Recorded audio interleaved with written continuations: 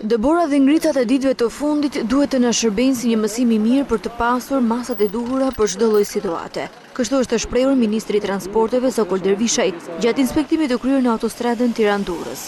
Dervishaj tha se në fund të kësaj situate do të ketë një analizë të plotë të menaxhimit të transportit, jo vetëm të rrugëve, por edhe porteve, si dhe aeroportit. Ne do të bëjmë dhe një analizë të plotë të funksionimit të menaxhimit të transportit në tërësinë e tij, jo thjesht të mirëmbajtjes rrugëve, por si janë menaxhuar edhe portet, aeroportet, pra gjithë sektori i transportit. Do të thotë që ne ndërtojmë rrugë, por nuk marrim masat e nevojshme apo nuk alokojmë fondet e nevojshme për mirëmbajtjen e rrugëve, i cili është një komponent shumë i rëndësishëm. Ministri i Transporteve tha po ashtu se 2017 do të sjellë në Shqipëri një projekt me Bankën Botërore për mirëmbajtjen e 400 km rrugë nacionale, me kosto rreth $150 milion.